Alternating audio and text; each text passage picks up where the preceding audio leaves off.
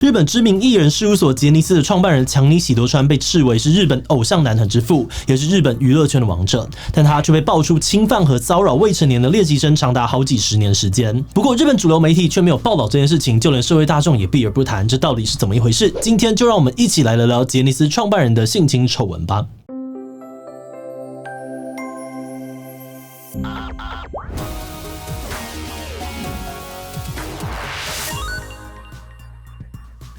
Hello， 大家好，我是志奇。说到杰尼斯几乎可以说是日本偶像男团的统一词了，包含了木村拓哉啊、山下智久、松本润或是新一代的平野紫耀等等呢，都是从这个事务所出道走红明星。而且杰尼斯不仅在日本有巨大的影响力也红到了全球各地，包含在台湾也有很多的杰尼斯粉。但最近 BBC 纪录片《猎食者》却揭露，杰尼斯创办人也是前任社长的强尼喜多川，在几十年的时间里面，一直利用他的职权性侵害未成年的练习生。可是日本主流媒体却从来不报道这件事情，甚至很多民众也不想多谈，即便在强尼喜多川过世之后也是一样。那今天我们会根据这部纪录片的内容去看看这一切到底是怎么发生的，又为什么这么严重的事情，日本主流媒体、社会大众却都不肯讨论跟关注呢？不过在开讨论之前，先要按照惯例进一段工商服务时间。现在大家不管是上课还是开会，常常都会需要把听到的东西打成逐字稿，或者是摘录成重点，有的时候也会需要翻译，真的是让人一个头两个大。不过现在不用担心了，最近 Wooask 推出了3合1录音翻译笔，就是帮大家把录音、翻译还有打成逐字稿这3件事情整合在一起。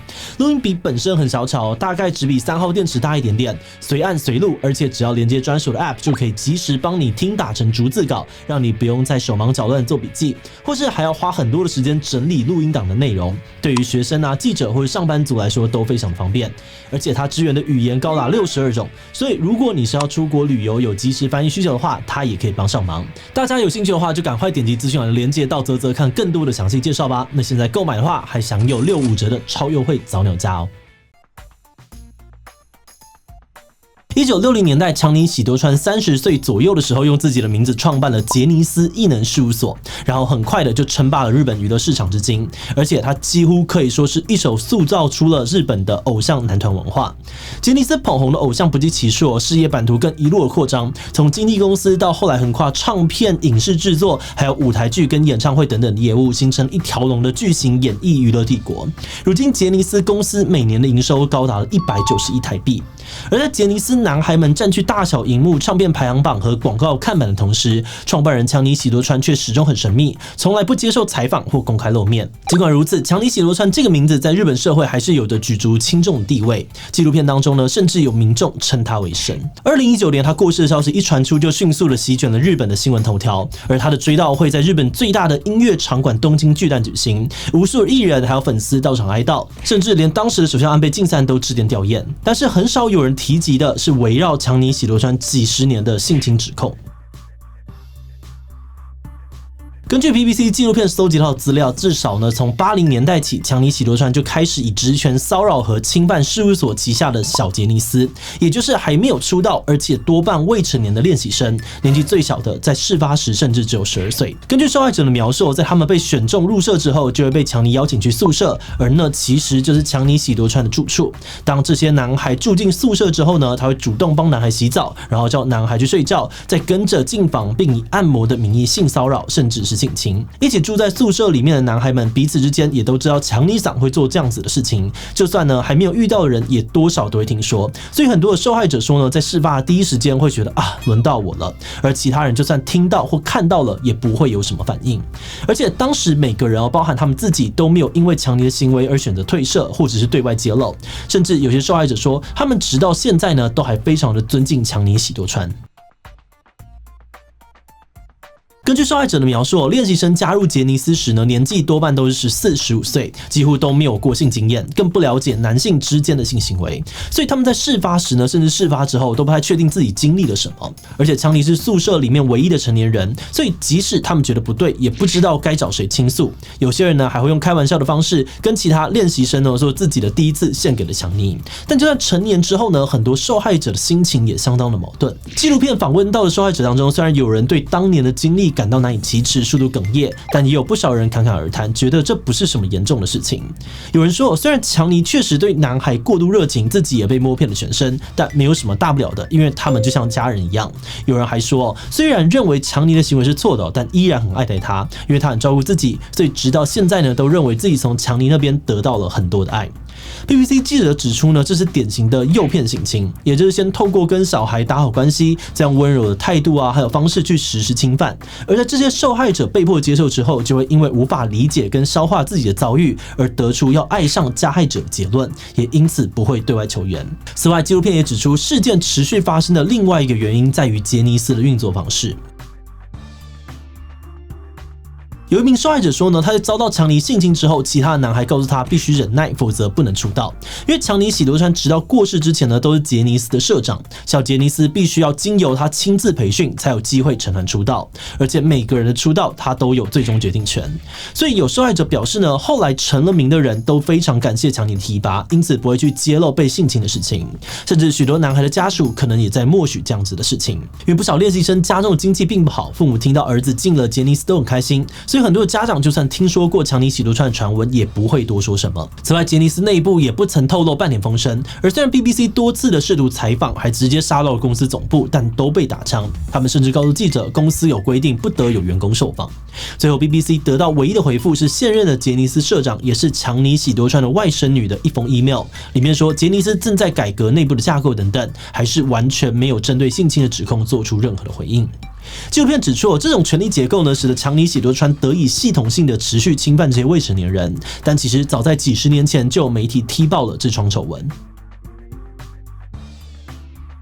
1999年，以重磅爆料著称的日本杂志周刊文春发布了系列报道，指出呢，强尼喜多川长期性侵旗下练习生。他们一共访问了超过10名受害者，其中有刚退出杰尼斯才10几岁的男孩，也有几位30多岁的成年人。负责这系列报道的2名记者说呢，他们当时受到了很多压力，甚至被骚扰。而在出刊之后，强尼喜多川也对周刊文春提告诽谤，列举了报道当中的10项内容，指控报道不实。但2003年，日本法院判定，在10项报道内容当中呢，有9项属实，包含了强尼喜多川性侵未成年人的指控。而在诉讼期间呢，至少有2名受害者出面指证。不过这起官司呢，是强尼喜多川提起的诽谤案，所以最后他没有被起诉任何的罪名。更让这2名记者灰心的是，无论是他们的报道，或是后来的官司呢，都没有掀起半点波澜。日本国内的新闻媒体都没有更新报道，使得整起丑闻石沉大海。而这种状况呢，甚至到了现在也是一样。当2019年强尼喜多川过世的时候，日本铺天盖地的死讯新闻当中，就几乎没有一篇提及这个丑闻。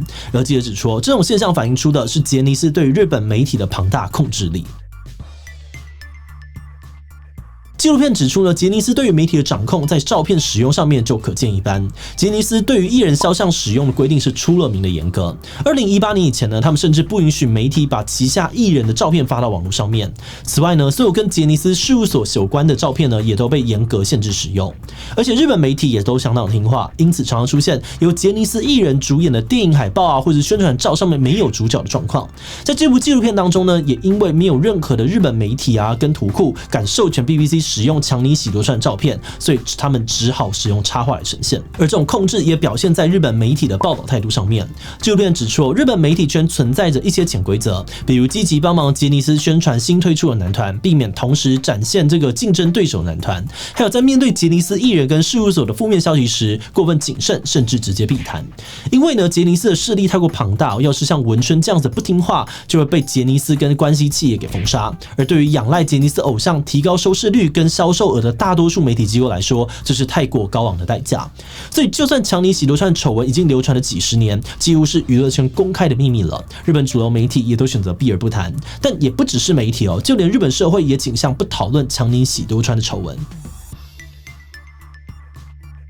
BBC 记者表示，在日本采访的过程当中，他们虽然尽力的搜集多方的意见，但却一再的被拒访。无论是政府机关或是演艺圈幕后人员等等，都没有人肯出面谈论。甚至在纪录片的街访当中呢，日本民众被问及强尼喜多川性侵未成年人的争议时，得到的回应不是没听过也不想讨论，就是听说过但认为没必要深究。仿佛一提到强尼喜多川的黑暗面，就有一道沉默的高墙挡在他们面前。记者和一些受访者指出，这种情况可能源自于日本的2大社会文化。首先是对于性的忌讳跟偏见。在日本，人们往往避讳公开讨论这种敏感话题，而且很多人呢不认为男性之间有爱情或性行为，也不相信有男性被性侵的这种事情存在。这样的偏见也体现在法律上面。过去日本刑法强奸罪只适用于女性受害人，男性就算遭到性侵也无法可告。直到2017年，日本修法把强奸罪改为强制性交罪之后，受害人的范围才从女性扩大到了不论性别。而其次呢，日本的不惹事文化也是原因之一。记者指出，日本文化通常不鼓励挑战社会常规，而强尼喜多川在日本的地位显赫，难以动摇，乃至于整个社会都不太愿意正视或相信他侵害未成年人的丑闻。有受访者就认为如果他真的犯了罪，就不会得到那么多支持。还说，虽然大家都知道他的偏好，但社会接受了他，他的事业呢才会这么的成功。这就是日本。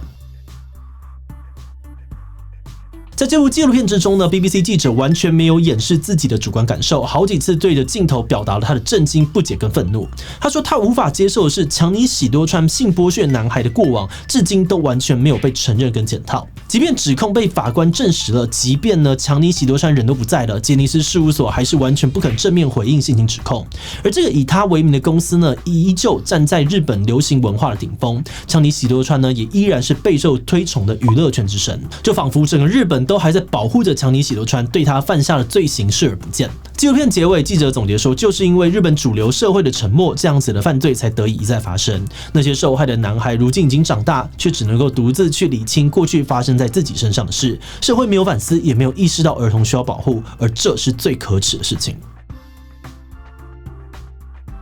在看这部纪录片的时候呢，我们觉得有一个蛮重要的面向好像没有处理到，那就是粉丝的反应。照受害者的说法呢，现在很多台面上面的杰尼斯艺人可能也是受害者。那粉丝们看到有媒体揭发这件事情，他们会如何反应呢？根据我们搜集到的杰尼斯范意见他们的心情除了很沉重之外，也有很多的矛盾跟挣扎。因为他们过往知道的强尼喜多川都是那个艺人口中的用心照顾、提拔艺人的伯乐，因此呢，对于整个性侵指控多少有点难以接受。而另外，他们更害怕的是社会对于自己偶像有偏见，再加上偶像什么也没有说，而强尼喜多川也已经过世了，所以多半都没有去分享或讨论这样子的消息。那么觉得，即使是粉丝呢，都会因为担心社会风气而不想去讨论，更何况呢是作为公众人物的艺人，无论他们有没有受害，想要去讨论这件事情，想必都非常的困难。但同时，我们也担心这样子的状况呢，会变成是一种恶性循环。社会的偏见如果不被讨论，或许就更难以被改变。人们也会持续的因为顾忌而不愿意开口。与此同时呢，这样子的沉默更可能会淹没那些鼓起勇气出面的受害者好不容易才发出来的声音。这或许也就是 BBC 做这部纪录片，还有我们今天分享它的意义所在，也就是打破沉默。虽然这样讲呢有点老套，但我们真的觉得要解决问题的第一步，就是要先承认问题存在。毕竟，就算今天强尼喜多川已经不在了，但如果让这种性侵案得以持续几十年的社会环境还是没有被检视跟改善的话，也难保不会再有下一个强尼喜多川。好的，那最后想来问大家，你会想在网络上面或者是跟身边的人分享或讨论 BBC 这部纪录片或相关的资讯吗？不太想要。路人呢只会说风凉话，嘲笑艺人，分享这样的资讯呢反而是一种伤害。当然会有没有真相就没有正义，也可能助长同样的犯罪再度发生。所以不知道，觉得很挣扎，希望受害者得到正义，但又担心影响到还在工作的艺人。不会，我不是粉丝，日本杰尼斯发生的事情都跟我没有关系。其他请留言告诉我们吧。最后，如果你喜欢今天的影片，欢迎分享出去，让更多人知道杰尼斯的性侵丑闻。此外呢，也可以点击这个地方看看韩国社里教的性侵案以及性创伤复原的讨论。那么今天的这一期就到这边告一段落，我们就明晚再见喽。